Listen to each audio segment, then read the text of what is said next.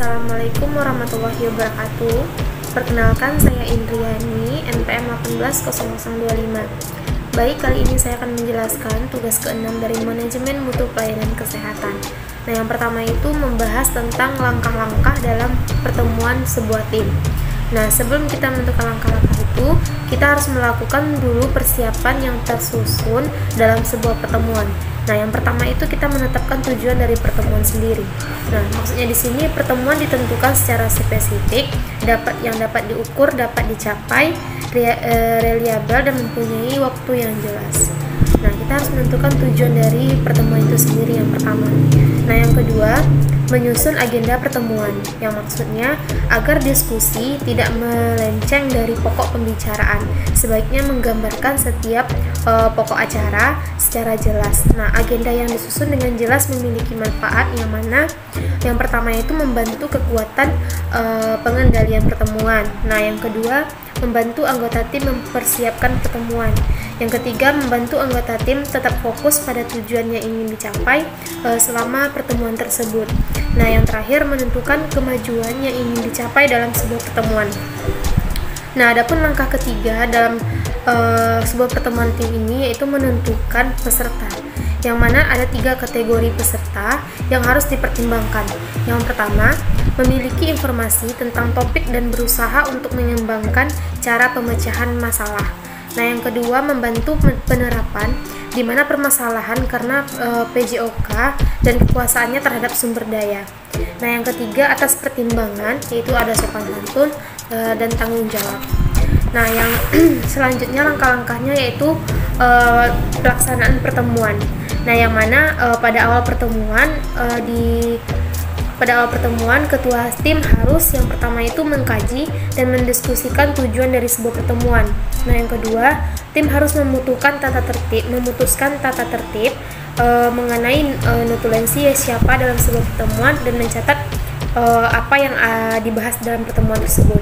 Nah, yang ketiga, perlu diperhatikan pembagian dan tanggung jawab dalam mempersiapkan tempat, fasilitas, dan waktu istirahat dan sebagainya. Nah, lanjutnya membuka dan menutup mengevaluasi sebuah pertemuan, yang mana pemimpin tim menjalankan tugas pertemuan, apa yang harus dicapai dan agenda untuk mencapai tujuan tersebut. Nah, selanjutnya melakukan penilaian terhadap pertemuan, yang dilakukan memberikan kesempatan kepada setiap anggota tim untuk berbagi pendapat mengenai apa yang telah terjadi dalam sebuah pertemuan tersebut. Nah, yang kedua yaitu membahas tentang langkah-langkah dalam mengelola konflik dalam sebuah tim. Nah, yang pertama itu ada strategi confiding atau bertanding, yang mana masing-masing pihak yang akan membuat kepentingan bisa melakukan segala upaya untuk menjadi pemenang tanpa harus memperhatikan kepentingan pihak lain yang menjadi lawan kita. Nah, yang kedua, mencari alternatif, yang mana cara yang optimal bisa memuaskan masing-masing pihak yang akan terlibat atau yang berebut kepentingan di sini. Nah, adapun menurut Kreitner dan Kiniki, mengelola sebuah konflik itu yang pertama adanya integrating atau problem solving, yang mana mengidentifikasi masalah, kemudian mencari, mempertimbangkan, dan memilih solusi alternatif pemecahan masalah. Nah, yang kedua ada obliging atau something, yaitu upaya mengurangi perbedaan dan penekanan pada persamaan dalam tim.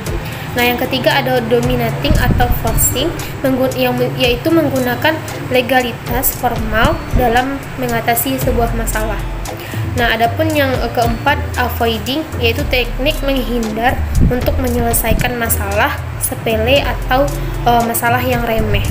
Nah, yang terakhir ada yaitu compromising, yang mana memadukan antara kepentingan sendiri dengan kepentingan orang lain. Nah, yang ketiga yaitu membahas langkah-langkah penyelesaian konflik dalam sebuah tim. Nah, yang pertama, mengakui adanya konflik, yang mana menyelesaikan konflik secara dini tanpa adanya pengakuan secara sadar bahwa telah terjadinya sebuah konflik, maka masalah tidak akan pernah terselesaikan. Nah, yang kedua, mengidentifikasi konflik yang sebenarnya, yang mana konflik bisa saja muncul dari sumber masalah tertentu. Namun masalah tersebut bisa menjadi konflik bila tidak dikelola dengan baik.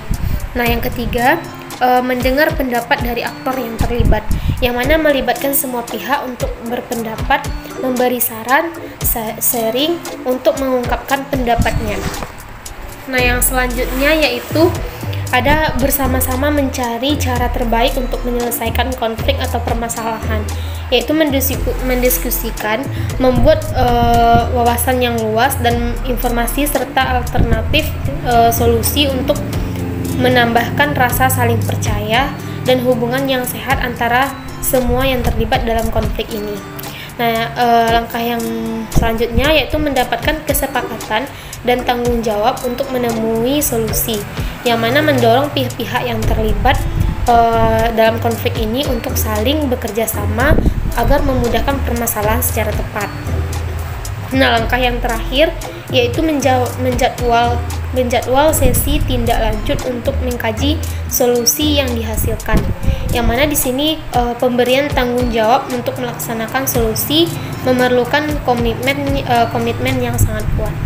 Baik, mungkin sekian yang bisa saya sampaikan. Terima kasih. Wassalamualaikum warahmatullahi wabarakatuh.